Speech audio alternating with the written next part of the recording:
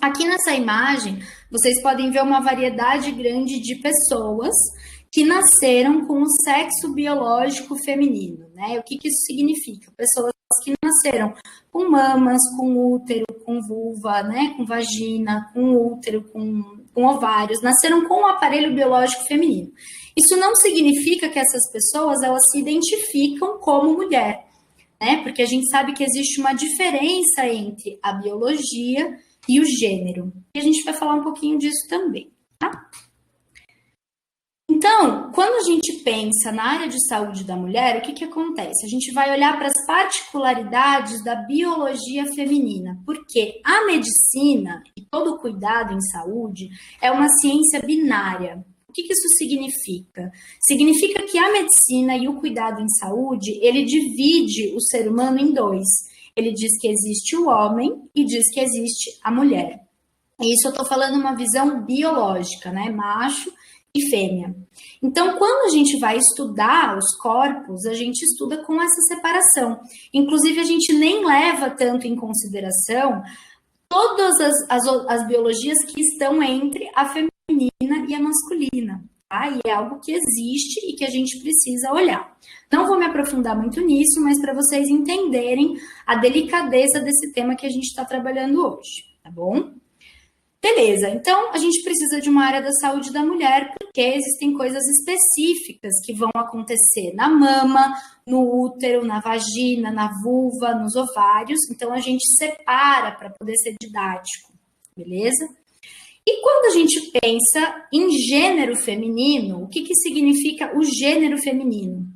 A partir do momento que eu nasço, com a biologia feminina, com o corpo, com mamas, com útero, com vulva, o meu papel social se torna do gênero feminino. Então, as pessoas me dão um livro, digamos assim, um roteiro, de como eu preciso agir socialmente por ter nascido mulher. Né? Isso é o gênero feminino, isso é como você se manifesta dentro de uma sociedade. E existem pessoas que nascem com a biologia feminina e se identificam com o gênero feminino, então se reconhecem como mulher, e pessoas que nascem com a biologia feminina e não se reconhecem como mulher, né? E quando a gente pensa em gênero feminino, o que a gente está considerando? Todas as coisas sociais que envolvem o ser mulher.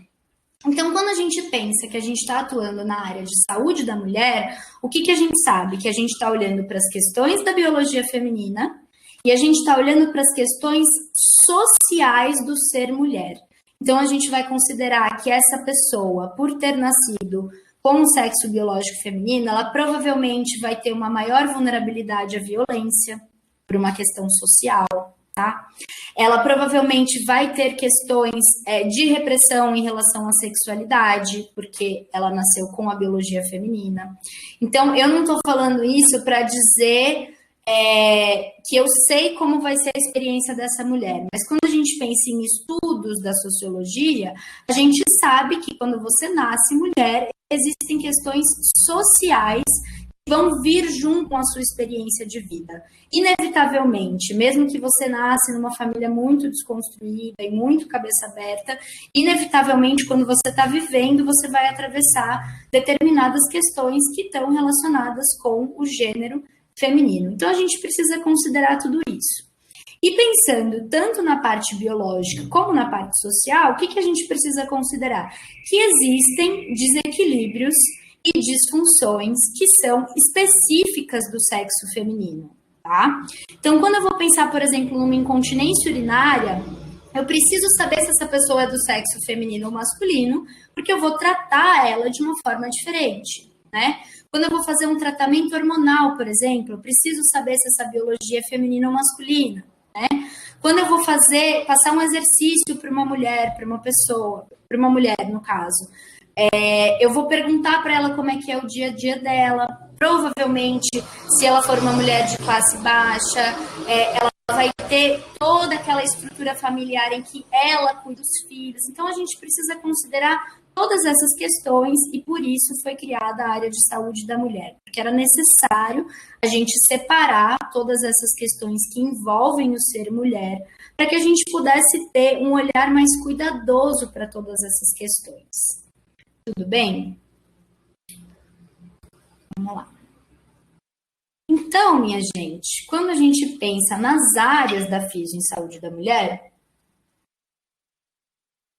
provavelmente a primeira coisa que vem na cabeça é mais a parte da masto, né, ou da obstetrícia, que a gente vê mais frequentemente dentro da fisioterapia. Mas eu trouxe aqui para vocês as 4 grandes áreas para que a gente possa pensar um pouquinho sobre elas, né? Na verdade, eu vou mais citar mesmo. Então, a gente tem a área da mastologia.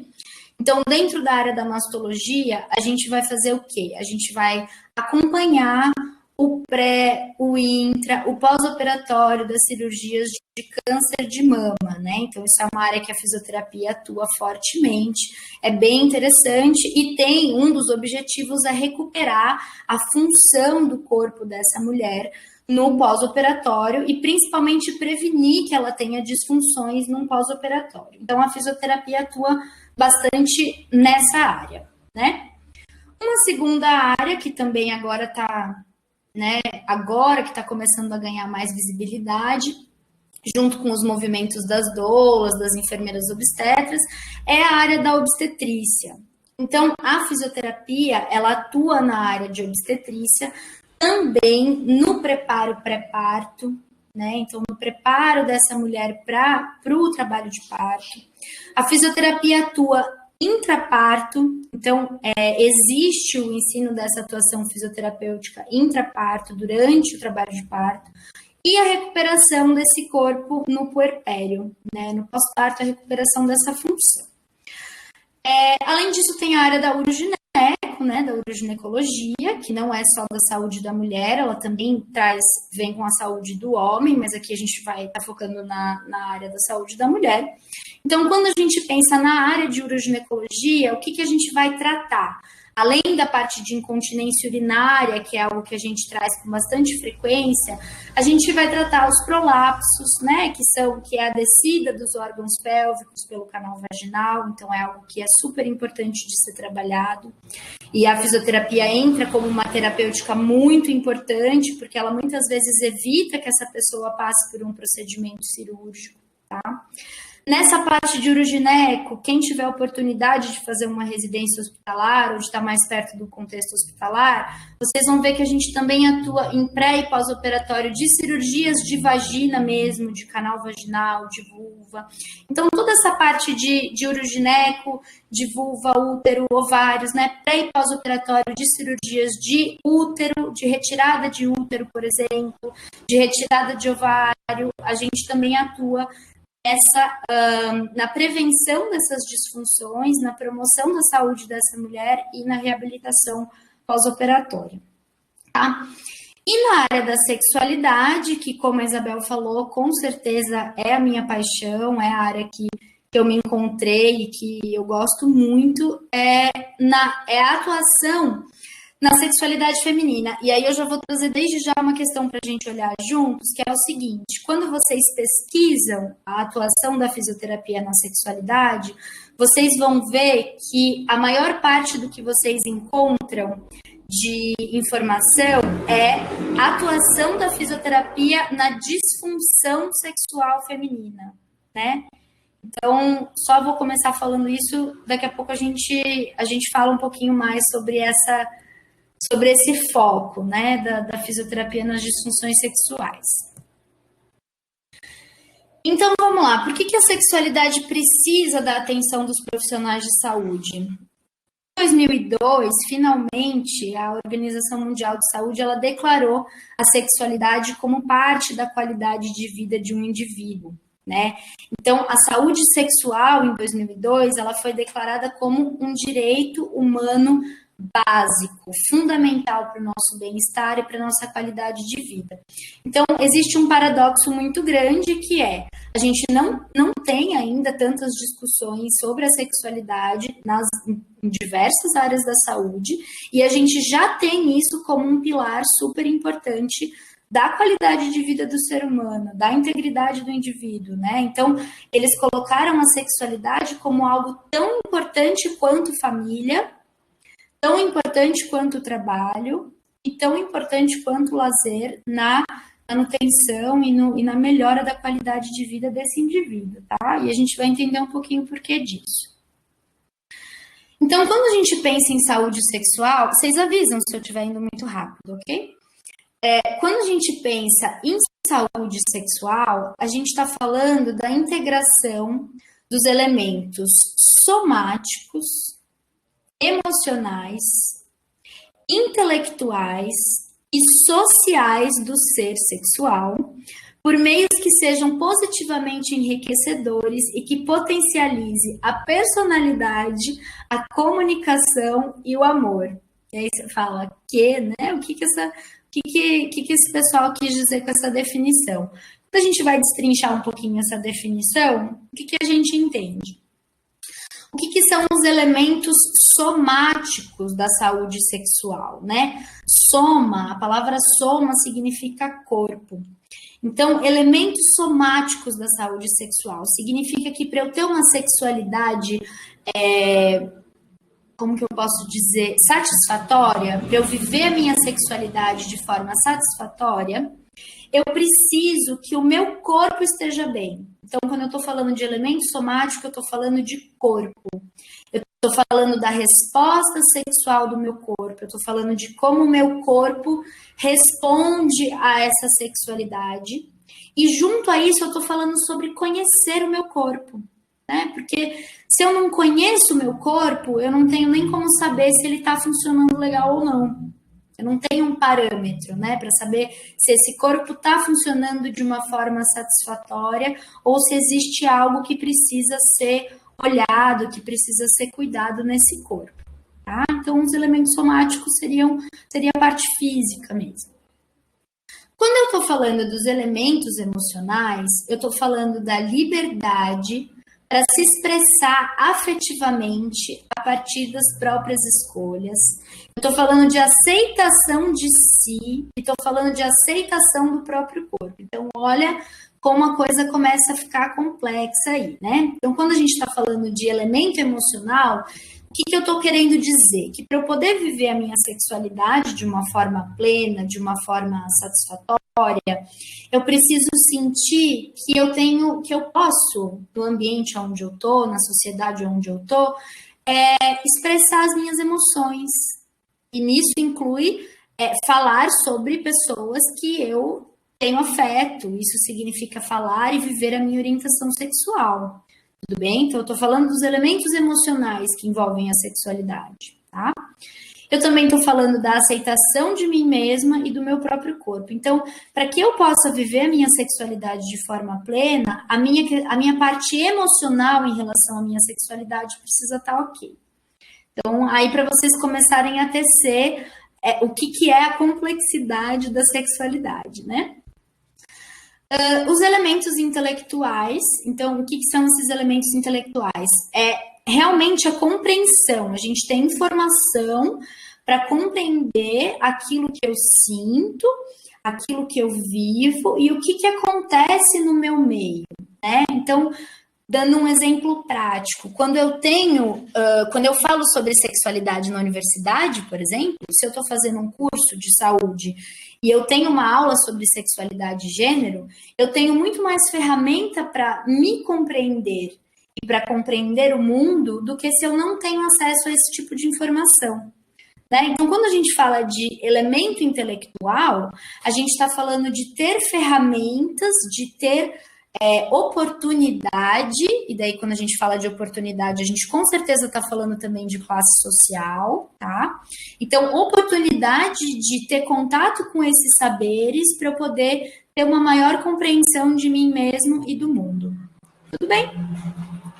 E aí, a gente entra nos elementos sociais, né? Então, o que são os elementos sociais? É a possibilidade de viver socialmente aquilo que eu sou, com acolhimento, com compreensão e com respeito, né? Então, é como se a gente estivesse fazendo uma visão da sexualidade de dentro para fora, né? Então, eu estou falando dos elementos do meu corpo, dos elementos da minha emoção, dos elementos do meu intelecto, e aí eu entro nos elementos sociais. E tudo isso envolve o meu nível de saúde sexual, né? Como se a gente fosse colocando uma porcentagem. Bom, então eu conheço meu corpo, eu sei como ele funciona, 25%, legal. Elementos emocionais, tô me sentindo bem com a minha orientação, tenho aceitação do meu corpo, 25%. Mais intelecto, tenho ferramenta para compreensão disso, 25%.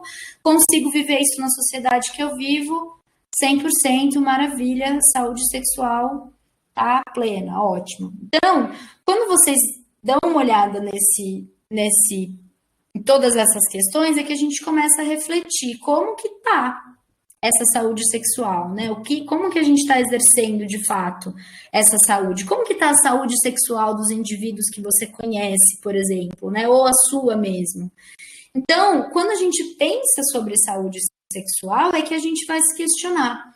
Vocês acham que nós somos uma sociedade sexualmente saudável? Vocês acham que a gente vive em uma sociedade que é sexualmente saudável, pensando em todos esses elementos que a gente trouxe para reflexão? Vou beber água para vocês pensarem um segundo.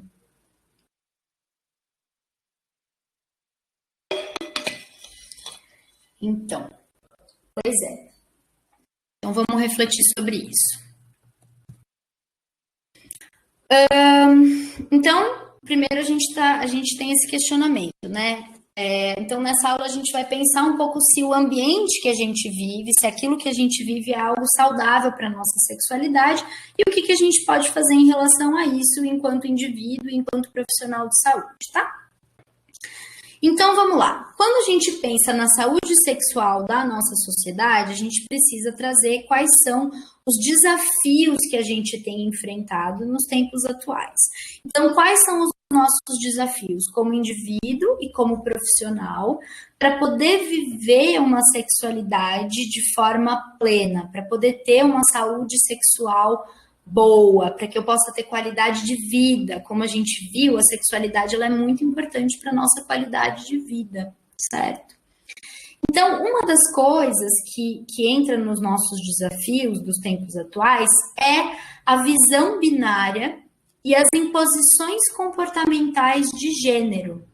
O que isso significa? Quando a gente vai lá nos slides lá atrás, o que eu falei para vocês? Que a medicina e que o cuidado em saúde, ele tem uma visão binária, né?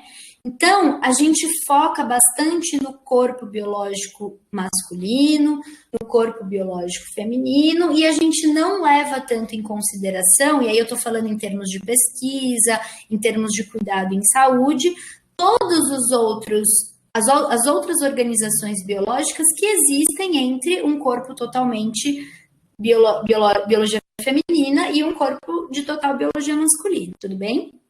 Então, isso é a questão sobre a visão binária dos corpos, da biologia dos corpos.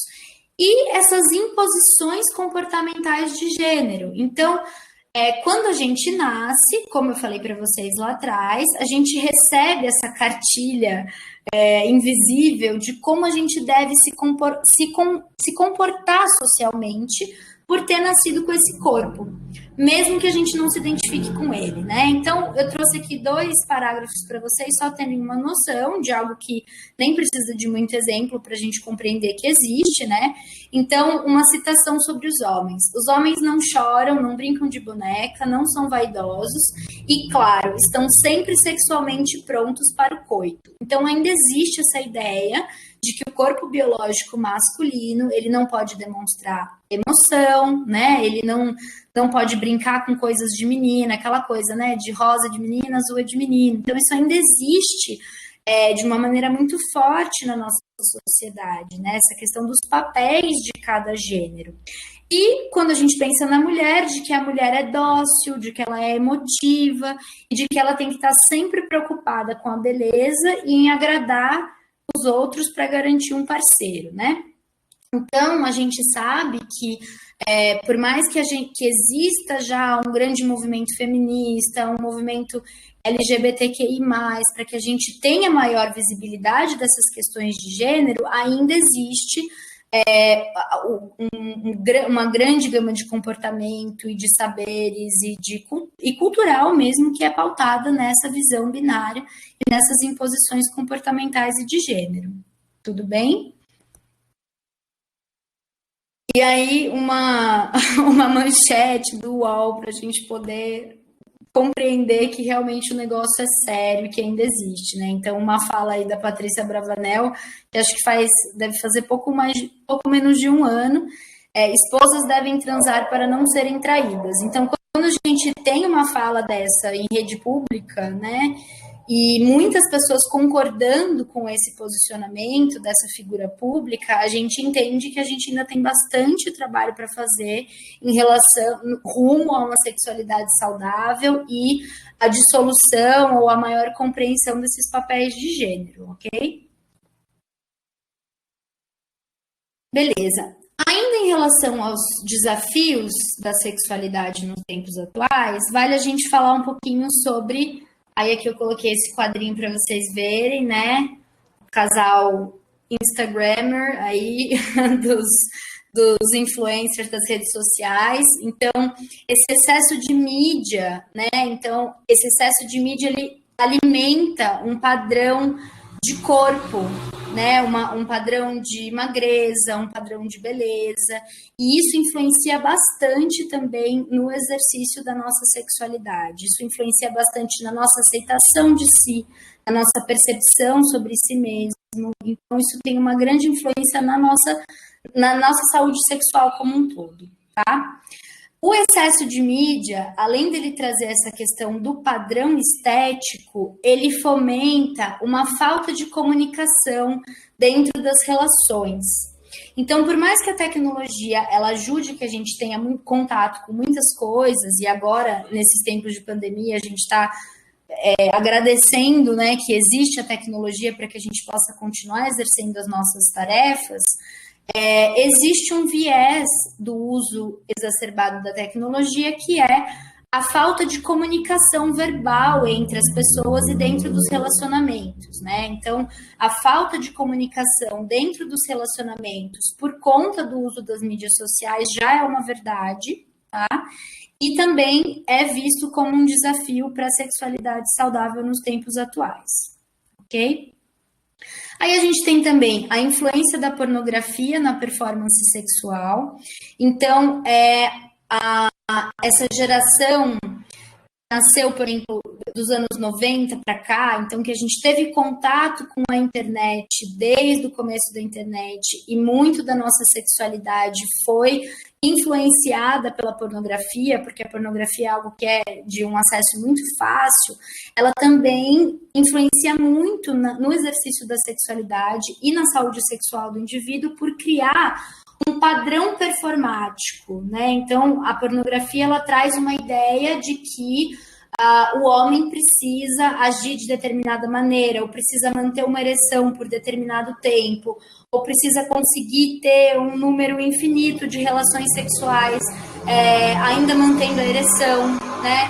Ou a mulher no ato do orgasmo, ela precisa ejacular. Então, assim, a pornografia, ela traz um quadro, ela traz um cenário performático que, mesmo que a gente ache que não, está influenciando no nosso inconsciente e criando um condicionamento da nossa sexualidade. Isso também influencia bastante na hora da troca, né? Que ao invés da gente realmente estar em contato com o que a gente sente, com aquilo que a gente quer, a gente acessa essas imagens do inconsciente que estão atreladas à pornografia e a gente cria esse padrão comparativo com essas performances, né? E isso condiciona bastante o nosso comportamento sexual, tá?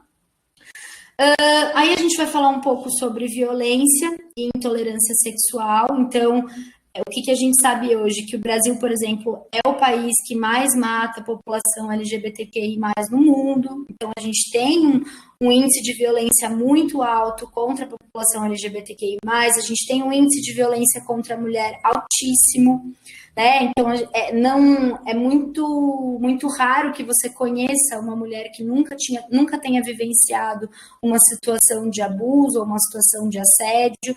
Então, a gente precisa entender que existe uma questão muito séria sobre a sexualidade na nossa sociedade e que leva a abusos e que leva a violências e que precisa ser olhado, tá? Além disso, que mais que é importante da gente trazer? A influência da religião, direta ou indireta, no exercício da nossa sexualidade. Então, por mais que o indivíduo ele não tenha uma religião, a nossa cultura ocidental brasileira, ela tem uma influência da religião católica, né? Então existe uma ideia, um comparativo também do papel da mulher a essa figura da santidade, né?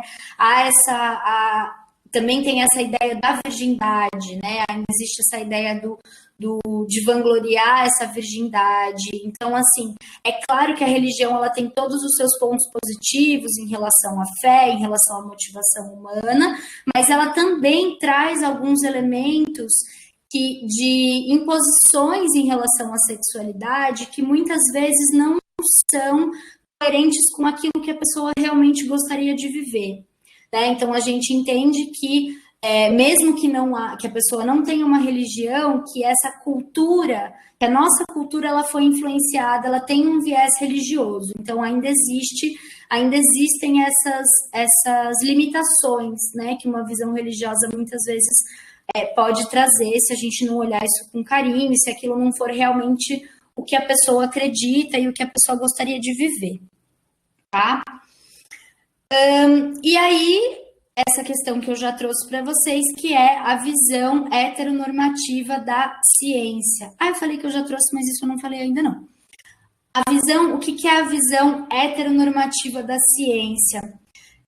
Quando a gente vai fazer pesquisa, quando vocês vão pesquisar artigo científico, né, que a gente aprende que a nossa atuação clínica ela tem que ser baseada em evidência, a hora que a gente vai procurar artigo, a maior parte dos artigos sobre sexualidade, ela considera homens e mulheres cisgênero, então são pessoas que se identificam com o sexo biológico, e comumente são casais heterossexuais, quando a gente vai procurar estudos sobre sexualidade. Então, a gente tem um conteúdo muito maior científico em relação a casais heterossexuais do que casais homoafetivos ou casais não monogâmicos, enfim.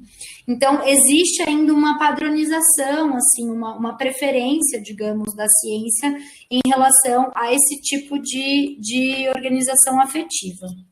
Então, isso é uma das coisas também que a gente, como profissional da saúde, precisa começar a olhar e produzir conteúdo com outras visões de relações afetivas e de expressão da sexualidade.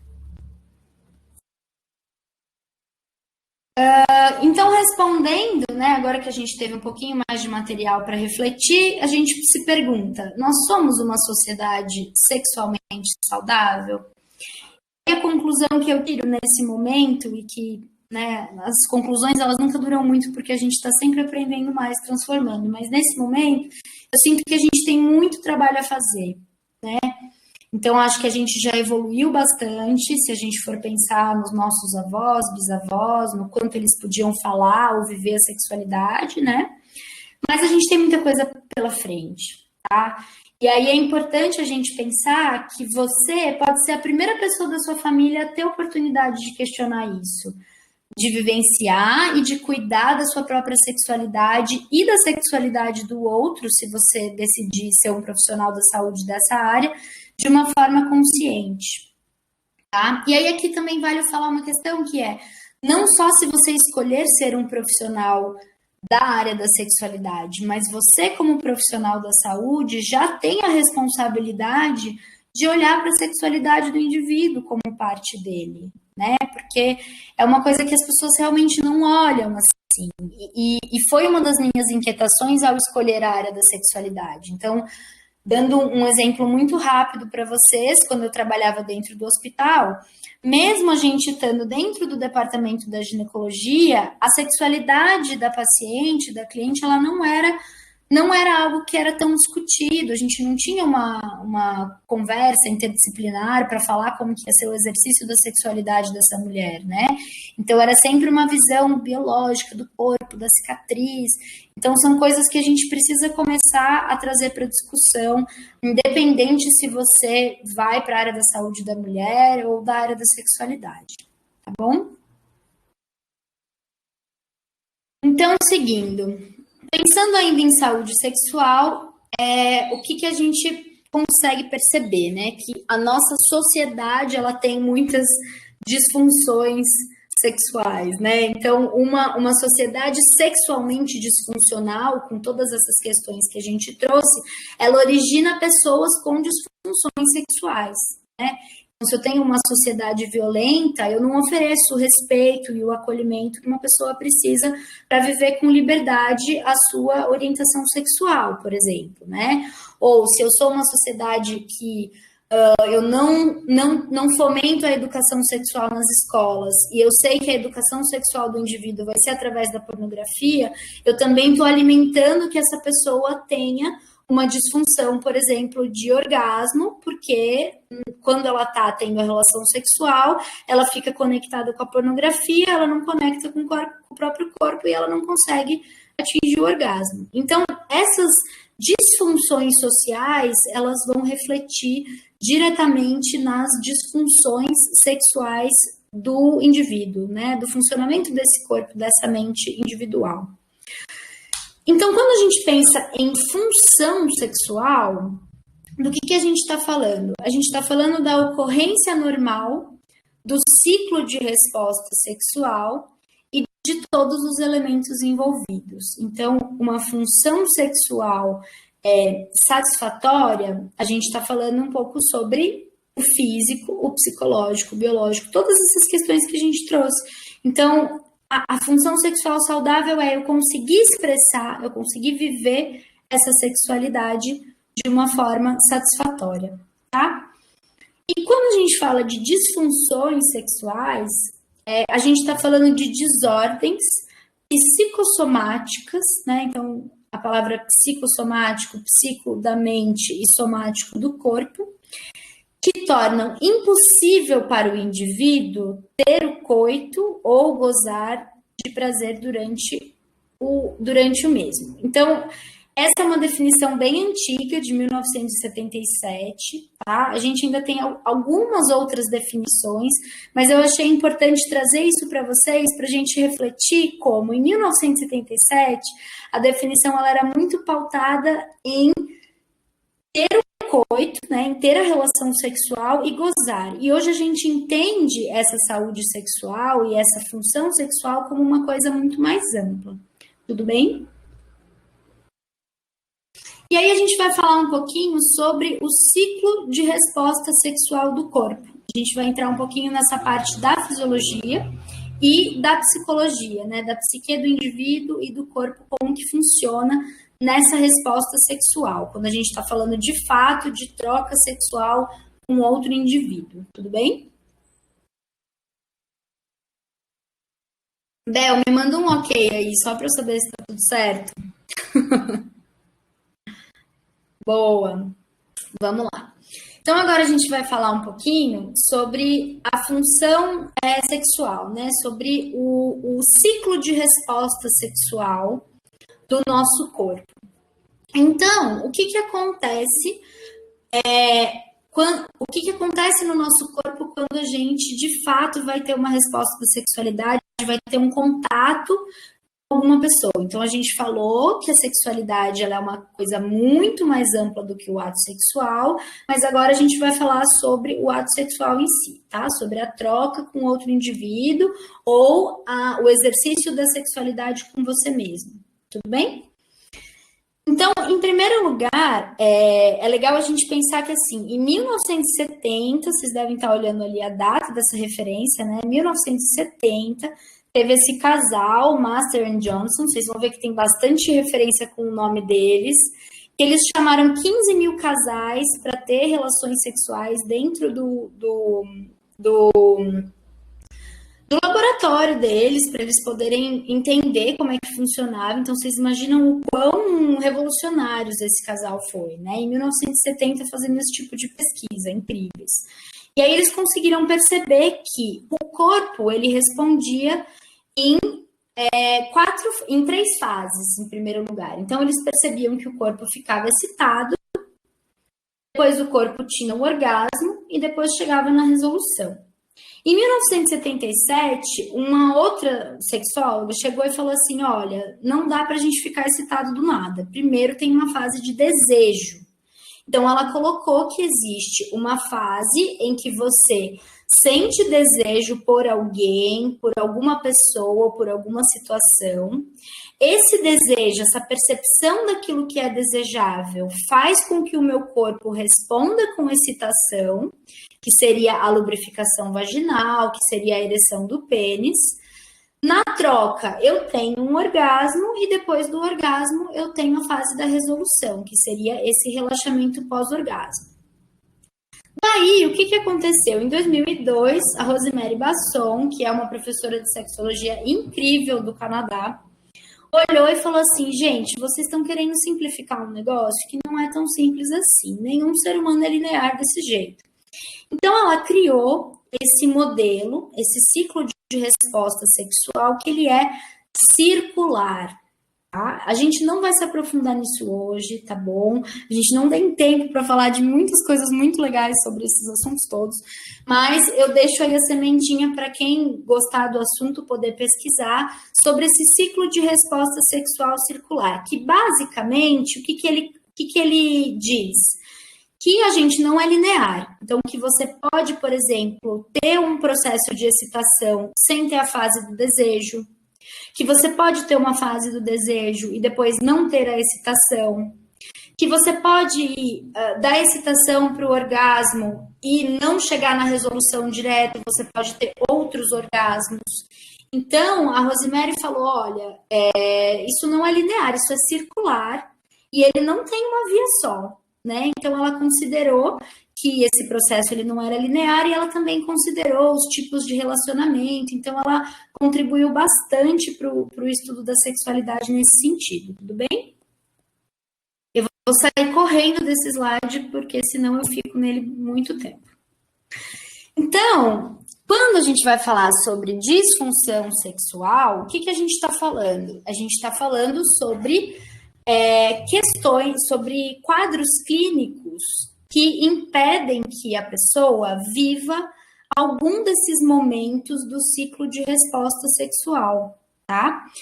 Então, a gente divide em 4 principais disfunções, e a gente divide essas disfunções para ser didático, mas a verdade é que dificilmente elas vêm sozinhas, tá? Normalmente vem um combo, assim, para a gente tratar na clínica, né? Então, quando a gente pensa nas disfunções de desejo, eu estou falando de transtorno do desejo hipoativo, de aversão sexual ou de desejo sexual persistente. Então, quando a gente pensa lá na fase do desejo, que é aquele momento que eu penso em alguém, ou eu penso numa situação, ou eu vejo uma imagem, aquele momento do tesão, né? Aquele momento inicial do desejo. Uma pessoa que tem uma disfunção de desejo, ela ou não vai sentir nunca esse desejo, não vai responder esse estímulo, ou ela vai ter pavor desse desejo, ou ela vai ter esse desejo o tempo todo. Então, é um desequilíbrio aí nessa fase do desejo. Isso simplificando bem, tá? Quando a gente pensa no transtorno de excitação, a gente está falando de um corpo que, apesar de eu sentir o desejo, o meu corpo não responde. Então, eu sinto desejo e não fico lubrificada, não tenho ereção. Então, a gente está falando disso, tá? Quando eu penso em transtorno do orgasmo, eu estou falando de alguém que sente desejo, que sente excitação, mas que não consegue chegar ao orgasmo. E quando eu falo do transtorno da dor gênito-pélvica, eu estou falando de dor na relação sexual. Tudo bem? Então, também passando aí, só dando umas sementes aí para vocês começarem a pensar nesses assuntos. Quando a gente vai olhar para as causas das disfunções, a gente traz toda aquela conversa nossa de antes, né? Então, o que faz a gente não ter desejo, ou a gente não ter excitação, ou a gente não conseguir chegar no orgasmo? A gente tem que pensar em tudo aquilo que a gente trouxe antes, né? Então, a comparação com os padrões estéticos, o uso de medicamentos, que é algo que influencia bastante na sexualidade, né? Principalmente pílula anticoncepcional, antidepressivo, tá? A repressão cultural e social, então o fato de você não poder viver a sua sexualidade de forma plena é algo que influencia nessa função sexual, tá? Histórico de violência e abuso e o próprio ambiente de violência, de assédio, de abuso também impede que a gente viva uma sexualidade de forma plena. E pontualmente na parte física e os procedimentos cirúrgicos e lesões físicas que muitas vezes podem fazer com que a gente não consiga ter uma resposta sexual satisfatória por conta dessa lesão. Quando a gente pensa na realidade das mulheres brasileiras, a gente tem uma pesquisa da professora Carmita Ábido, da USP, de 2002, que envolveu mulheres de quase todos os estados do Brasil, e a gente teve aí uma resposta de que 53% das mulheres brasileiras, e aí a gente precisa lembrar que a gente está falando de mulheres que se identificam como mulheres, se declaram sexualmente insatisfeitas. Então, minha gente, é muita gente, né? É mais da metade, e se a gente for pensar que foi uma fatia da população, né? Se for pensar que provavelmente nem todas se sentiram à vontade para falar, é muita gente, tá? E a maior queixa delas está relacionada com o desejo sexual, então com essa baixa de desejo, seguida da baixa da lubrificação e seguida da dor durante o ato sexual. Quando a gente vai falar da atuação da fisioterapia, como eu comentei com vocês, a gente não vai falar muito sobre técnicas aqui hoje, né? Até porque tem pessoal de todos os anos, eu achei que seria mais importante trazer para vocês isso que não é muito falado, muito trazido, né? Mas vocês vão perceber, se vocês colocarem lá no site do PubMed, da Cielo, para procurar artigo, que boa parte dos artigos da atuação da fisioterapia na sexualidade feminina está falando sobre disfunções sexuais, tá? E principalmente sobre as disfunções de dor.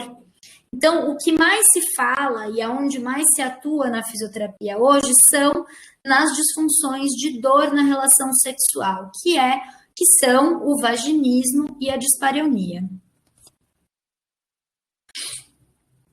Então, a gente vai falar um pouquinho sobre esses transtornos de dor, né? O que é o vaginismo e a dispareunia.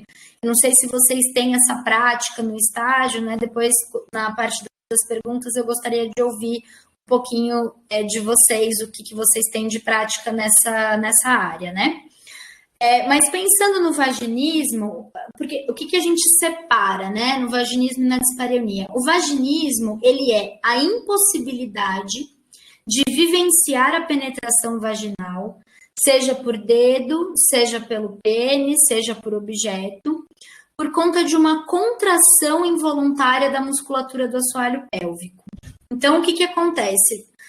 Na hora que existe essa tentativa de penetração nessa troca sexual ou no exercício sexual consigo mesma, existe uma contração nessa musculatura do períneo, na musculatura do assoalho pélvico, que impossibilita essa penetração. Tudo bem? Isso seria o vaginismo. E aí, quando a gente pensa nas causas, a gente vai lá para trás para tudo que a gente já falou, né? Cada caso clínico vai ter uma causa. Tudo bem? E aí, quando a gente fala de dispareunia, eu estou falando sobre dor na tentativa da penetração vaginal. Então, qual que é a diferença? No vaginismo, essa contração involuntária ela é tão forte, ela é tão impeditiva que eu não consigo ter a penetração. E na dispareunia, eu consigo ter essa penetração, eu consigo vivenciar essa penetração, mas eu sinto dor. Né? E essa dor ela pode ser tanto no início da penetração, como no meio, como no fundo do canal vaginal, né? A gente tem diferentes níveis dessa dor e diferentes localizações dessa dor, desse desconforto, tá? E por que ali tem um X? Bom, mas aí para vocês saberem, mais ou menos 30% das mulheres no Brasil apresentam essa situação clínica, quando a gente pensa naquele estudo da Carmita Ábido, tá? Então, é um número muito grande, né? Esse número, ele varia bastante entre as pesquisas feitas aqui no Brasil e fora, mas quando você vai ver, é uma das maiores queixas da sexualidade das mulheres no Brasil. E na clínica, é uma das coisas mais frequentes, porque é disfunção que é mais associada à fisioterapia. E por que essa disfunção ela é mais associada à fisioterapia? Porque, dentre as disfunções, ela é a que tem mais repercussão física, né? Então, existe, de fato, uma questão clínica na musculatura do assoalho pélvico que impede que essa pessoa vivencie a penetração. Então, o único profissional que pode tratar essas condições clínicas é o fisioterapeuta, porque a gente está falando de função muscular, tudo bem? E aí eu nem vou entrar nesse mérito porque assim os médicos, né, os ginecologistas ainda não sabem muito bem dessa atuação fisioterapêutica, né? Ou tem uma resistência de indicar, de encaminhar esse paciente. Mas são inúmeros os relatos de mulheres que chegam em que os profissionais não sabiam falar sobre a fisioterapia ou não sabiam nenhum tipo de tratamento sobre essa condição clínica. Então, é algo extremamente novo e por isso que é tão importante que vocês estejam ouvindo sobre esse assunto hoje, mesmo que vocês não gostem do assunto ou não queiram trabalhar com isso, porque é uma informação que a gente precisa passar adiante, tá? Que a gente precisa fortalecer a disseminação desse conhecimento e dessa atuação tão importante da nossa profissão. E aí, quando a gente vai falar da abordagem clínica, isso, assim, fundamental em todas as áreas que vocês forem atuar, mas na sexualidade, mais ainda, né? Então, se a comunicação na área da saúde, ela é tão importante, gente, na área da sexualidade é exponencial, assim, a importância. Então, a abordagem clínica, ela precisa ser clara. Você precisa saber se referir a essa pessoa quanto ao gênero, né? Então, saber se essa pessoa se identifica com esse nome que você está chamando ela. Essa comunicação, ela tem que ser respeitosa, ela tem que ser conforme a escolaridade da pessoa. Você tem que estar atento à compreensão dessa pessoa, se ela está entendendo o que você está falando. Na área da sexualidade, também é importante que o seu vocabulário não seja vulgar, tá? Então, assim, você vai trazer para essa pessoa palavras, você vai falar de masturbação, você vai falar de ato sexual, você vai falar de vagina, vai falar de pênis, vai falar de tudo isso. Mas é muito importante que você use esses termos para que a pessoa compreenda. E se você perceber que essa pessoa não compreendeu, você tentar usar algum vocabulário que se aproxime ao dela, mas sem ser vulgar. Então, esse é um dos desafios aí de trabalhar com sexualidade, que essa parte da comunicação, ela tem que estar sempre, a gente tem que estar sempre muito atento e ela tem que estar sempre sendo refinada, tá? Então, lógico, uma abordagem clínica não negligente, então existem coisas que você vai precisar abordar com esse paciente, que é como que é o exercício dessa sexualidade, o que essa pessoa faz com esse parceiro, com essa parceira, com esses parceiros, seja com quem ela se relacione, né? Então, a gente não pode negligenciar esses dados. Então, são coisas que, às vezes, em outras áreas a gente não pergunta mesmo, mas na área da sexualidade você precisa perguntar, né, para entender isso. Sem julgamento, né? Então, treinar o não julgar aquilo que a pessoa vai te trazer. Usar bastante imagens didáticas. Então, você sempre trazer uma imagem de um assoalho pélvico, uma imagem da musculatura, uma imagem do útero, da vagina, porque a gente não entra em contato com essas coisas, gente. Se a gente for pensar, até nós que estamos nessa posição de privilégio, né, de estar no ensino superior, fazendo uma faculdade, fazendo uma universidade, mesmo nós, a gente não teve tanto acesso a esse tipo de informação na escola, ou mesmo na faculdade, né? Então, vocês imaginam pessoas, por exemplo, que vocês venham a atender no SUS, venham atender em clínicas de pessoas que não têm um poder aquisitivo tão interessante, né, que tenham, estejam em situação de vulnerabilidade social. Então, é muito importante o uso dessas imagens. Falar o básico, a gente precisa começar do básico, né, de que o orifício vaginal, do canal vaginal é diferente do orifício da uretra. Então, a educação sexual é muito forte na nossa atuação na sexualidade, tá? É importante que a gente sempre crie um espaço de respeito e de acolhimento para que a pessoa possa trazer aquilo que ela gostaria e trazer as suas dúvidas. E aí uma questão que eu gosto de trazer, que é esse treino da receptividade neutra, né? Esse termo aí eu inventei para falar de uma coisa que eu acho muito importante na clínica, que é quando a gente trabalha com sexualidade, a gente ouve muita coisa que a gente nem imaginava que existia e que era possível. Tá? Então, a sexualidade é uma área do comportamento humano que é muito curiosa e que por isso é a minha paixão, né? Mas cada ser humano vive a sexualidade à sua maneira. Então, muitas vezes essas pessoas vão trazer coisas para você na clínica e você não vai poder arregalar um olho desse tamanho. Eu nem sei se vocês me veem durante a apresentação, mas enfim. Vocês não vão poder arregalar um olho desse tamanho, assustados com o que a pessoa acabou de falar, porque aquilo não faz parte da sua realidade. Né? Então, eu até brinco e falo assim, se vocês forem trabalhar com sexualidade na vida de vocês, vocês vão ter que fazer um treino que é abrir um site pornô e ficar lá assistindo sem fazer nenhuma reação. Ficar com a cara ali neutra, cara de paisagem. Porque na clínica de vocês vão ouvir coisas que vocês nunca imaginaram. Então, assim, respeito, né, acolhimento, não julgamento, porque cada um vive a sua sexualidade da forma como sente, como quer, como entende, como aprendeu, enfim, isso é super importante para uma clínica acolhedora e respeitosa, tá?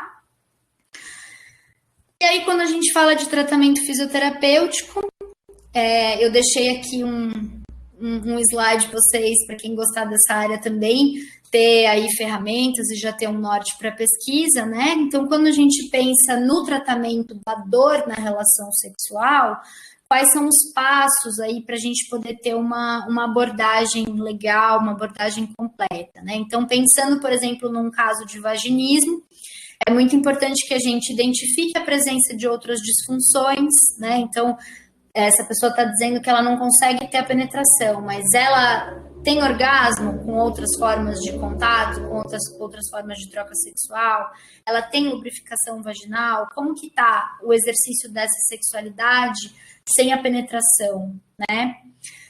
Identificar as causas, então na sua anamnese, na sua escuta terapêutica, você vai identificar as causas dessa questão, e aí é muito interessante que você tenha, por exemplo, que essa pessoa também seja acompanhada por um psicólogo, né, por uma psicóloga. Então, o acompanhamento interdisciplinar na sexualidade é, assim, fundamental.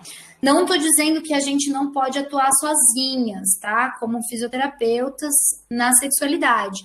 Mas quando a gente tem um psicólogo, um terapeuta sexual trabalhando junto, ótimo. A gente tem, assim, melhora bastante, né? Ajuda bastante.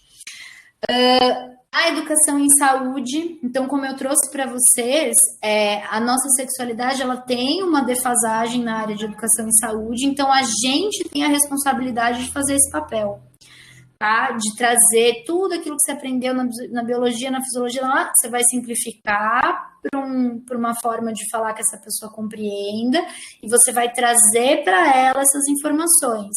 Aonde fica o buraco da entrada do canal vaginal, aonde fica a entrada da uretra, para que servem os lábios externos, internos, aonde fica o clitóris, toda essa parte de educação sexual com muita clareza e amorosidade é importante que você traga, tá?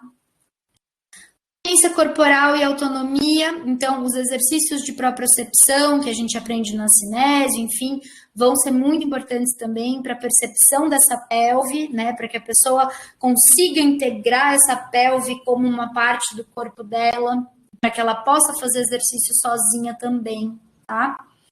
A massagem perineal é algo super interessante da fisioterapia, que é uma massagem com deslizamento dentro do canal vaginal mesmo, para que a gente promova o aumento da flexibilidade dessa musculatura, para que a gente promova o alongamento dessa musculatura, tá?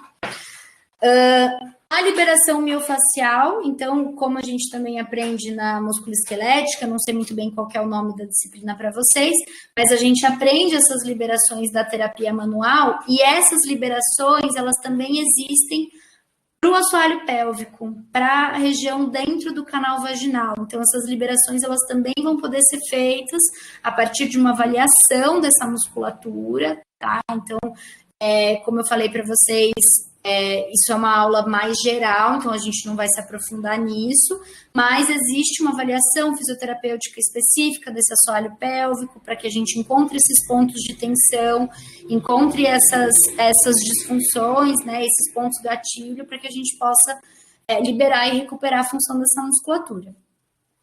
O uso dos dilatadores vaginais, que é algo super manjado na internet, assim a mulherada que recebe o diagnóstico de vaginismo, coloca no Google e já recebe anúncios de pessoas vendendo dilatadores vaginais. Então, isso é uma questão um pouco complexa, porque hoje a gente sabe que os dilatadores vaginais, eles não são necessários no tratamento, né? Então, a gente não tem respaldo científico de que eles promovem alongamento, né? Então, a gente tem respaldo científico sobre a terapia manual, mas os dilatadores, a gente entende que eles são mais um redutor da ansiedade da penetração do que, de fato, tem uma alteração,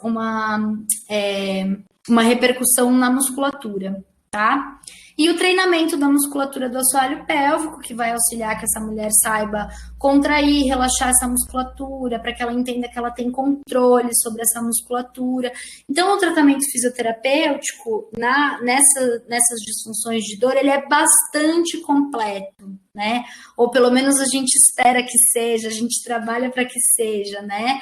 Ele permite que a gente trabalhe de uma forma muito integral nesse corpo, né? Pensando na consciência corporal, na educação em saúde, nesse acolhimento. Então, é algo que demanda bastante estudo, né? Porque a musculatura do assoalho pélvico, ela tem suas particularidades, inclusive na terapia manual, no que a gente vai aplicar, mas é um processo que me agrada bastante, porque eu sinto que ele leva em consideração esse ser como um todo, né? Que é algo que a gente sempre traz bastante, para que a gente não olhe só a disfunção ou só o órgão.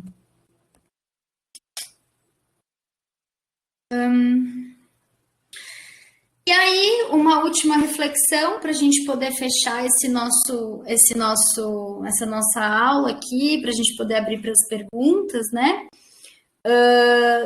Por que eu defendo por que eu dei o nome dessa aula de atuação fisioterapêutica na sexualidade feminina e não nas disfunções sexuais femininas? Porque eu acredito que a gente precisa começar a focar na função sexual e não nas disfunções, né? Então, eu acho que está na hora da gente começar a ter uma atuação fisioterapêutica pensando na educação em saúde, pensando em trazer para o corpo dessas mulheres essa consciência desse corpo. Então, uma pessoa que não tem uma disfunção, que ela possa ter um contato com a fisioterapia para conhecer mais ainda esse corpo e para ter prazer, né? E para ter mais prazer, de repente.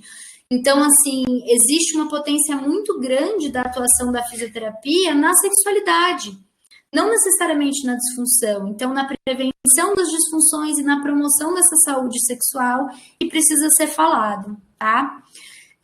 Eu sinto que a função do fisioterapeuta não é só tratar a dor, então a gente tem esse papel de educador que é fundamental, tá? Se vocês tiverem oportunidade de trabalhar numa UBS, de trabalhar numa equipe interdisciplinar, vocês também são educadores, isso é super importante, tá? E é importante que o profissional compreenda o contexto social que a gente vive, todos os conceitos de gênero, de diversidade, o ciclo de resposta sexual, as técnicas, tudo isso que a gente falou hoje é importante para que você seja um profissional completo, assim, nessa área, tá? Então, era um pouco disso que eu queria trazer para vocês hoje, dessa noção geral do que a gente está vivendo na sexualidade e encorajar vocês a ter esse olhar mais carinhoso para a sexualidade, mesmo que vocês não se identifiquem tanto para atuar diretamente nisso, mas entender que é algo muito importante e que é nossa responsabilidade como profissional de saúde olhar para essa questão, tá? E aí, antes de começar a responder aqui o que a Bel escreveu, eu queria agradecer vocês por essa oportunidade, né?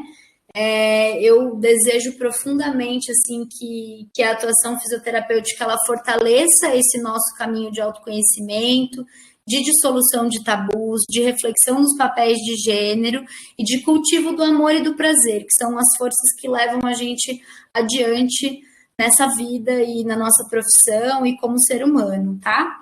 E aí eu deixo para vocês os meus contatos, então meu e-mail, fiquem à vontade para entrar em contato. Eu tenho um Instagram que chama Vulva Livre, que é um projeto sobre educação sexual, um projeto que traz toda essa questão, todas essas discussões acerca da sexualidade para o público, né? Ano que vem vai ser um projeto mais coletivo, então outras pessoas vão compor com esse projeto. E ano que vem vai rolar um curso de atuação fisioterapêutica na sexualidade humana. Então a gente vai conseguir falar sobre essa atuação no autoconhecimento, na diversidade sexual, no prazer.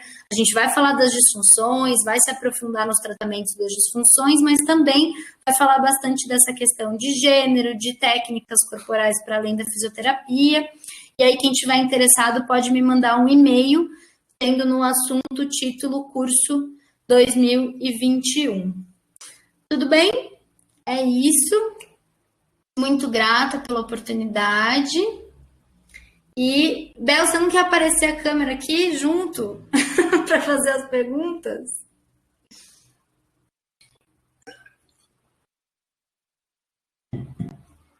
Boa. Eu vou aparecer, mas umas colegas minhas vão ajudar aí nas perguntas, tá? Legal, vamos lá. Então, deixa eu ler aqui o que vocês escreveram. Tem se interessado por ginecologia natural. Elas comentam sobre um livro, Manual de Introdução à Ginecologia Natural. Você conhece e indica esse livro ou tem outro livro que acha legal? Eu conheço esse livro, eu gosto bastante dele. Ele foi o livro que acabou sendo mais famoso nessa área da ginecologia, né? Tem até as ilustrações da Priscila Barbosa, enfim, é muito legal esse livro, ele é muito bom. O que eu indicaria como material de estudo da ginecologia natural, na verdade, Opa! Peraí que eu quase fiquei surda agora. Aqui. Tem um livro que também é um manual de ginecologia natural. Tá dando... Tá, como é que eu faço isso? Aí é da Carol. Oi, Tati. Oi, tudo bem? Tudo bem? Tô boa. Então, Então, você tem microfone? Tá dando Então, eu tô só com o Bluetooth, não tá funcionando meu áudio por ele. Desculpa. Imagina. Eu vou escrever aqui para vocês.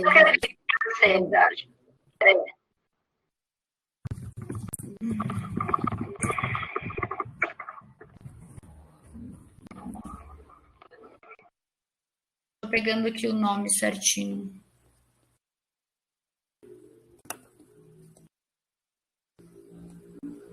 Aqui.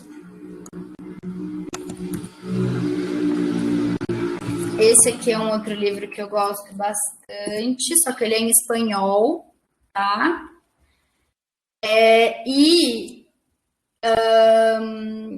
E hoje em dia tem bastante conteúdo no Instagram mesmo sobre ginecologia natural, porque a questão da ginecologia natural, a gente não tem muito material impresso, né? Porque a ginecologia natural ela é um resgate dos saberes ancestrais. Então, as mulheres que trazem a sabedoria da ginecologia natural são mulheres que, por algum motivo, tiveram conexão com parteiras, com curandeiras, com mulheres indígenas, né? Então, com mulheres que trazem essa sabedoria das plantas, das ervas, e que foram passando isso adiante muito no verbal, né? Essa coisa de vó para mãe, para filha.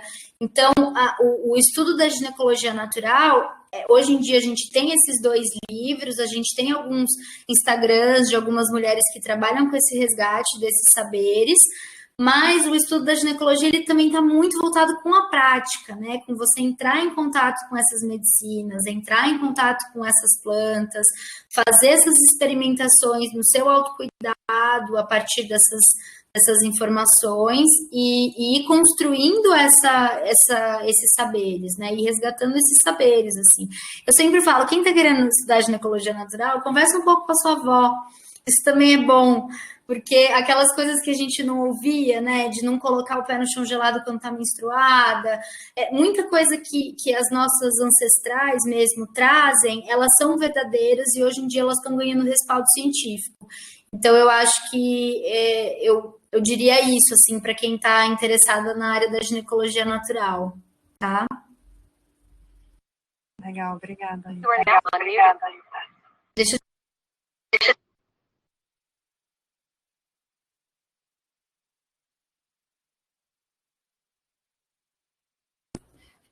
eu não sei se vocês têm mais alguma pergunta para trazer.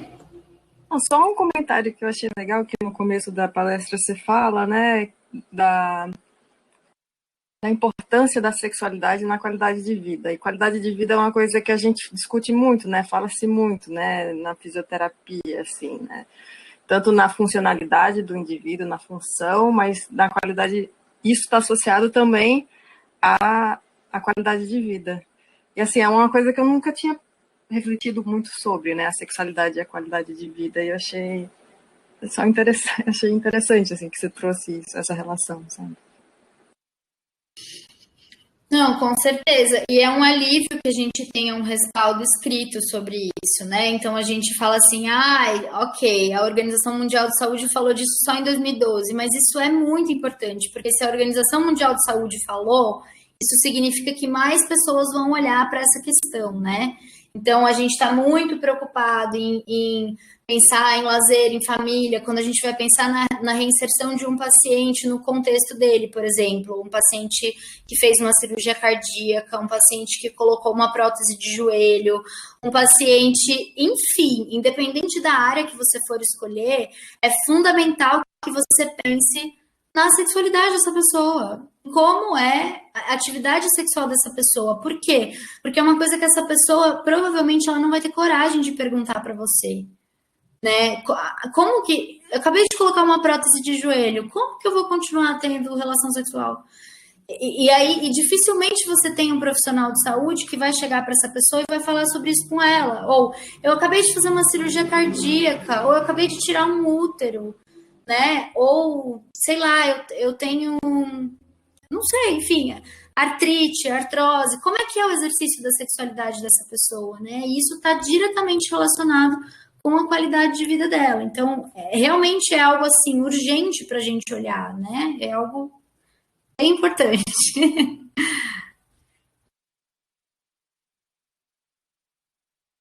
O pessoal tem alguma pergunta aí, galera?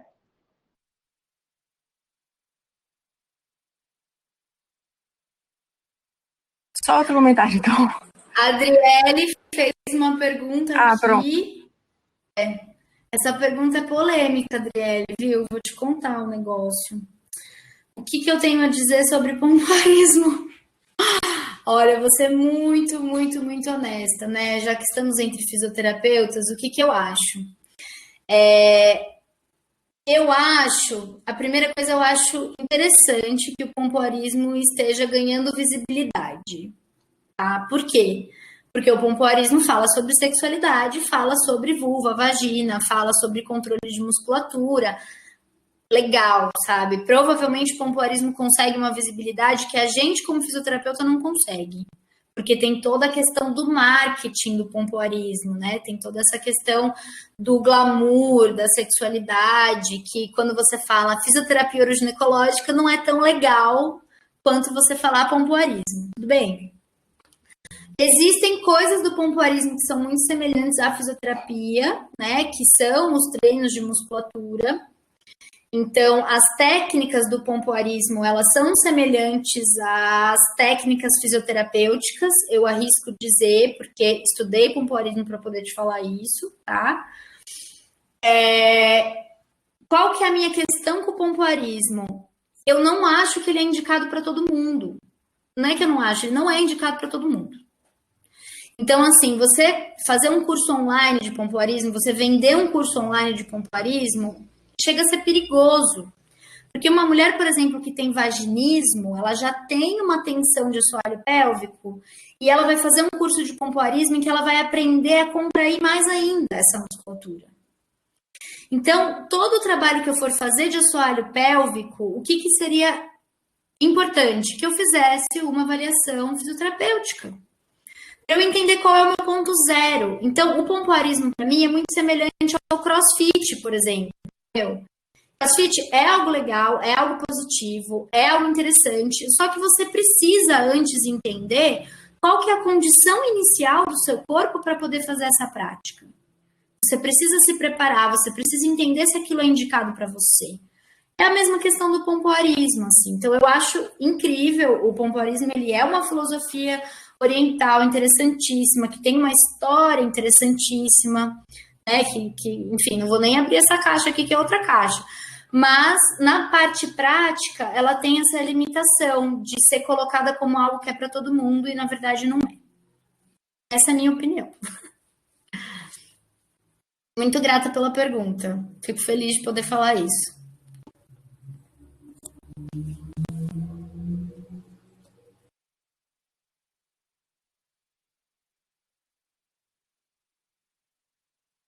Só um comentário que você tinha perguntado se a gente tinha contato, né, com a questão do vaginismo, com a palpação. A gente tem, né, uma disciplina de saúde do homem e da mulher, e aí a gente faz uma prática de palpação, né, fazia, né, na época que podia fazer prática, assim, mas fala muito tanto da parte de continência, é que como os homens também são acometidos, né, fala muito sobre a pós-prostatectomia, tal, porque muitos homens são atendidos lá na clínica.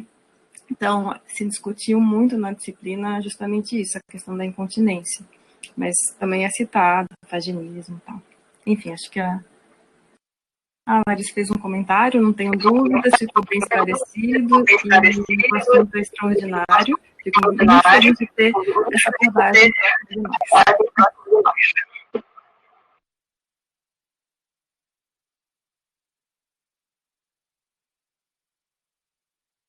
Ô, Tati, eu fiquei com uma dúvida. Você consegue me ouvir? Tô te ouvindo, Amanda. Pode falar.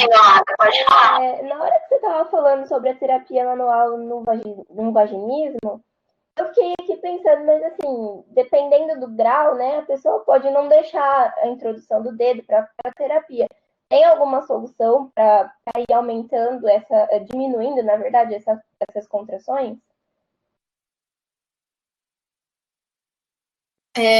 Como eu comentei, pode só fechar o microfone, Carol,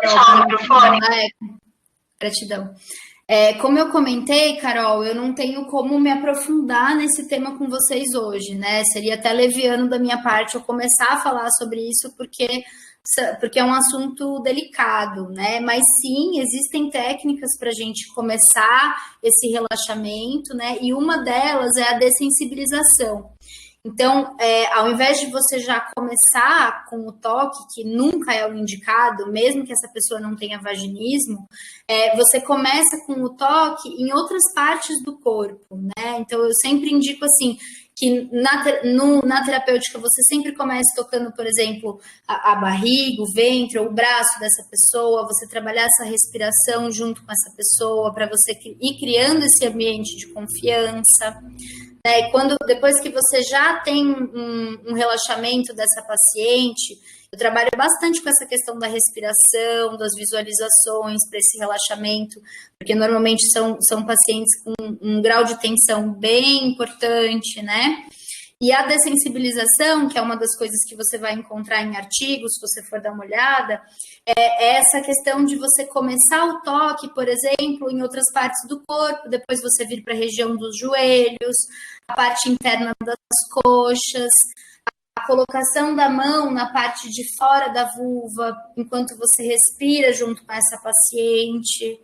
Então, ela participar desse toque, por exemplo, então também a mão dela estar em contato com o próprio corpo dela, antes de você entrar em contato com o corpo dela, né? Então, existem várias abordagens possíveis para que a gente não inicie com esse toque, né? Principalmente para paciente com vaginismo, porque esse toque ele nem é possível, né?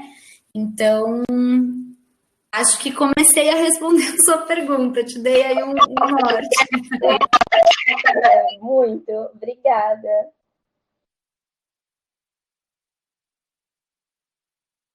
Eu tô vendo que tem umas 2 pessoas digitando, eu vou aguardar mais essas 2 perguntinhas, pode ser? Será que é isso?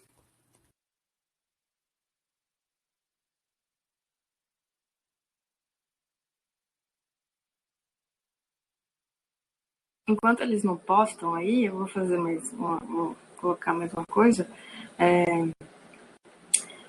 Se você, porque você fala, né, da sexualidade envolve o conhecer o próprio corpo, tal, e aí entra o papel do fisioterapeuta também como orientador, educador, tal.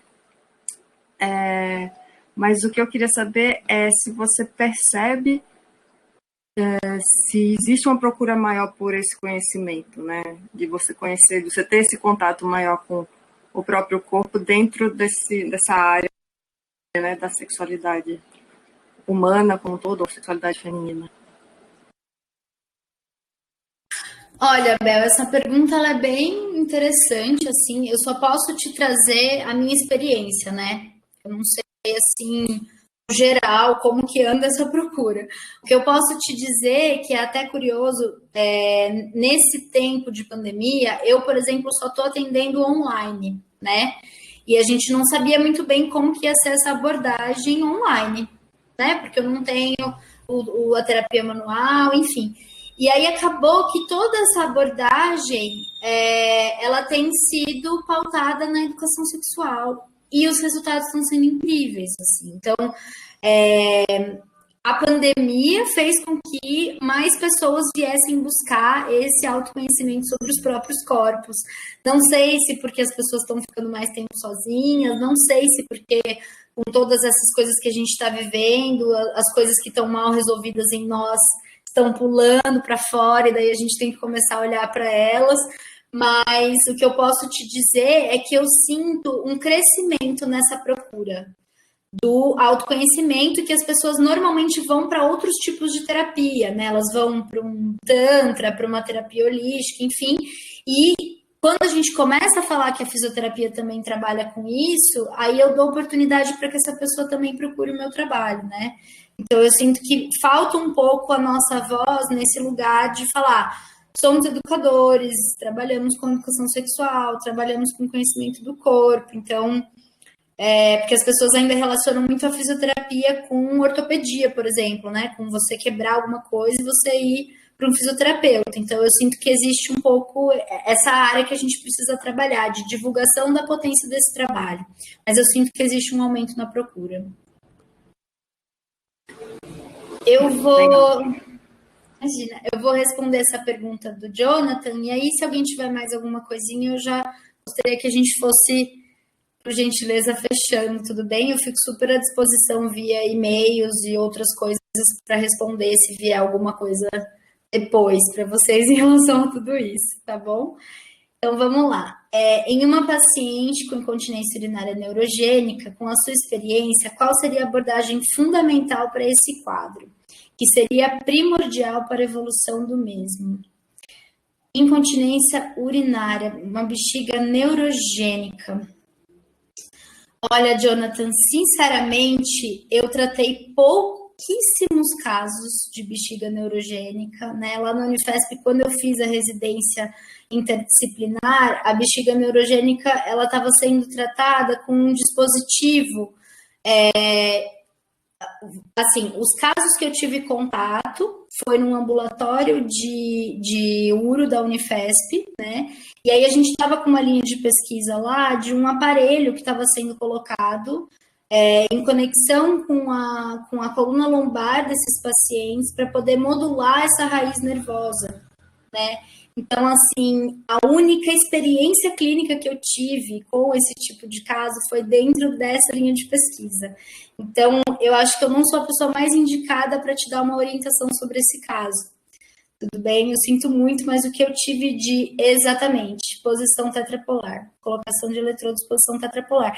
Só que era um dispositivo que não tinha ainda no mercado, era uma coisa que eles ainda estavam trabalhando naquilo, era realmente um teste de pesquisa. Eu posso até buscar o nome de alguém que estava fazendo isso para enviar para você depois, mas a princípio não é um assunto que eu domino para poder te trazer isso com clareza, com certeza, né?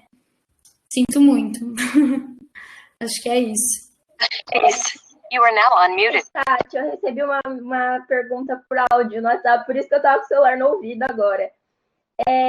A Yara tá com problema e ela não conseguiu abrir o áudio para perguntar. Ela queria saber como que a gente pode abordar essa questão da sexualidade com pacientes que tiveram cirurgias ginecológicas e, assim, tipo, são um pouco mais reservadas e não tem tanto, assim, autoconhecimento, né?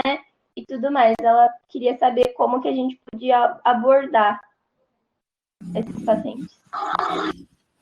Super importante essa pergunta da Yara, né? Super importante essa pergunta da Yara. Eu sinto que poucos pacientes vão ter essa abertura naturalmente, mesmo que essas pessoas tenham ido fazer cirurgias ginecológicas, mas que isso não é motivo para que a gente não fale sobre esse assunto. Acho que isso é a primeira coisa que eu sinto de dizer, assim. E sinto que seria importante, quando a gente está falando, por exemplo, de um contexto hospitalar, né? Então, se a gente vai tratar um pós-operatório, talvez a gente esteja num contexto hospitalar, talvez a gente esteja num contexto ambulatorial. O ideal, o cenário ideal, seria a gente ter contato com essa pessoa no pré-operatório. Gente, meu gato pulou. Seria a gente ter contato com essa pessoa no pré-operatório. Então, no pré-operatório, eu teria a oportunidade de começar a criar uma relação de confiança com essa pessoa e sempre me apresentar. Então, olha, eu sou a Tatiana, eu sou fisioterapeuta, eu trabalho na área de sexualidade humana, eu tô aqui pra gente falar um pouco sobre a sua cirurgia. Então, é legal você saber como que funciona essa cirurgia, né? Então, conversar com o médico dessa pessoa, seja no pré-operatório, seja no pós-operatório, você realmente pegar seu telefoninho, ligar e falar: oi, fulano, eu sou a Tatiana, eu tô aqui, né? Recebi uma paciente que é sua paciente também, ela fez a cirurgia tal, eu gostaria de saber como que é esse procedimento, né? Qual que é a musculatura que você aborda? Os médicos não estão acostumados com isso. Nunca vi um médico pegar e falar: que ótimo que você ligou, né? Então, assim, não existe muito esse ambiente, mas é algo que precisa ser criado e é algo que vai ditar o sucesso da sua terapêutica. Então, assim, você saber qual que é essa abordagem cirúrgica e você trazer com essa paciente, com toda clareza, a importância do seu trabalho para a vida dela, né? Então, você trazer: olha, eu gostaria de fazer algumas perguntas sobre a sua atividade sexual, sobre a vida sexual. Você pode ficar à vontade para responder ou não. Será que a gente pode falar um pouquinho disso? Acho que vai ser importante para o seu processo de pós-operatório. A gente já sabe que um olhar mais cuidadoso para a sexualidade, desde o começo, faz com que as mulheres possam desenvolver isso com mais tranquilidade no pós-operatório. Então, sempre na comunicação, trazer isso, a clareza sobre quem você é, por que você está lá, trazer a importância do seu trabalho para a saúde dessa pessoa e deixar aberto para que ela não responda caso ela não se sinta à vontade. Então, sempre deixar claro que ela tem esse livre-arbítrio, que se ela não quiser falar sobre isso, não tem problema nenhum, mas criar esse ambiente acolhedor para que você possa trazer isso para essa pessoa. E aí, o pós-operatório dela vai depender muito de qual foi o tipo de cirurgia, porque existem muitas, né? Tem cirurgia de ovário, de útero, de canal vaginal, de vulva, de bexiga. Então, a diversidade é muito grande e a forma como você vai abordar essa paciente vai ser diferente dependendo da abordagem cirúrgica que ela for ter. Tudo bem? Respondi a pergunta da Yara? Será que ela conseguiu entrar para dar um ok para gente? Não, unmuted.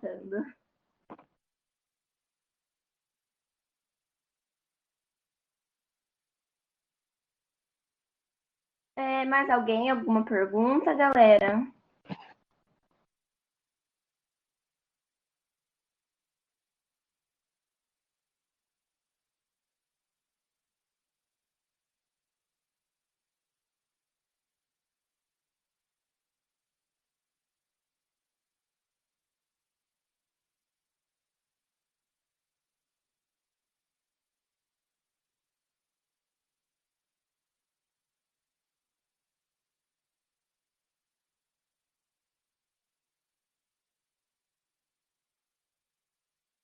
Bom, Tati, obrigada. Eu imagino que o pessoal está escrevendo aí mais para agradecer do que eu acho que alguma outra pergunta. Eu imagino também que você tem algum compromisso agora.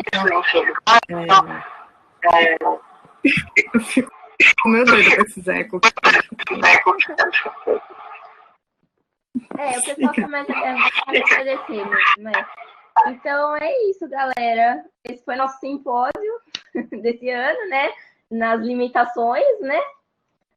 Mas estamos aqui. E eu queria agradecer muito você, Tati, pela palestra, foi maravilhosa. Eu já tinha te assistido numa palestra lá na Federal e eu fiquei assim, apaixonada, mais ainda agora, né? Então eu queria muito, muito, muito agradecer por participar, né? Por dar oportunidade para quem não pôde estar lá assistir, né? E é isso, muito, muito, muito obrigada por todos nós da comissão.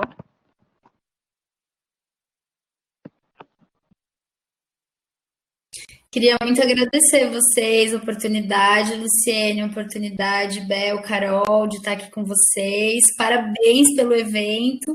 Nesse momento aí de pandemia, vocês terem conseguido se organizar, né? Conseguido se organizar na plataforma e manterem aí a ideia do evento. Então, super parabéns para vocês e contem comigo aí para o que precisarem. A gente vai seguindo. Muito grata.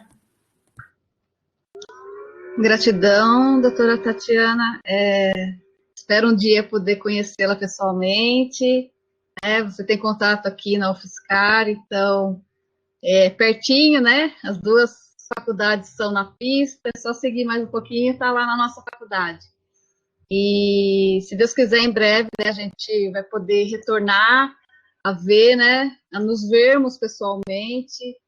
E é muito interessante a abordagem que você trouxe, porque a gente é meio Jack Estripador, né? A gente vai dividindo a pessoa por segmentos e acaba esquecendo que a gente tem corpo, alma e mente, espírito, né? Então a gente é um contexto muito complexo e que tudo isso faz parte das nossas dores, né? De todas as disfunções que a gente carrega durante a vida. E eu acho a fisioterapia muito linda nesse contexto, né? Que a gente quer acolher tudo isso e cada vez mais, né? Englobando todas essas situações na pessoa, né? Na pessoa humana. Então, é muito interessante a gente não esquecer, né? A sexualidade, que eu tenho certeza que é uma coisa que ela está muito envolvida em todos os aspectos, até no nosso comportamento. Então, a gente agradece a essa palestra, e essa coisa, né, da gente tentar sempre se reinventar e não parar porque a gente não pode se ver, né? A gente tem outros recursos e vamos sempre buscando um recurso para a gente não parar, não é verdade? Então, eu agradeço a todos os alunos que estão aqui presentes e, se Deus quiser, a gente vai estar podendo ver o rostinho de cada um. Agradeço a comissão, que muito embora, né, teve todo esse transtorno, mas se reinventar mesmo, né? A gente continuou trabalhando e conseguiram fazer o evento muito bem feito, muito bem organizado. A professora Heloísa também que está presente aqui. Se a Elo quiser falar alguma coisa, Elo, abre aí o microfone. E pode falar, Elo. Gostaria de agradecer a Tatiana, né? De agradecer por toda essa palestra, todas as informações que foram trazidas. Sempre é muito importante, né? Agregar conhecimento. O conhecimento nunca é demais, e isso às vezes faz realmente uma diferença muito grande no nosso atendimento, para os nossos pacientes, para a qualidade de vida que a gente fala tanto na preventiva, a gente fala toda hora disso, né? Então, eu gostaria muito de agradecer essa participação. Quem sabe futuramente possamos nos conhecer pessoalmente, né? Uma nova oportunidade de uma palestra presencial, que eu tenho certeza que o pessoal vai ficar mais animado do que já ficaram. Muito obrigada, Tatiana. As meninas querem falar alguma coisa? Senão a gente vai dar o nosso boa noite, né? Que aqui acho que está vindo uma chuvinha. Não, é isso aí, só agradecer mesmo e liberar a Tati, que ela tem compromisso, né? Obrigada. Obrigado, viu? Boa noite, pessoal. Boa noite, pessoal.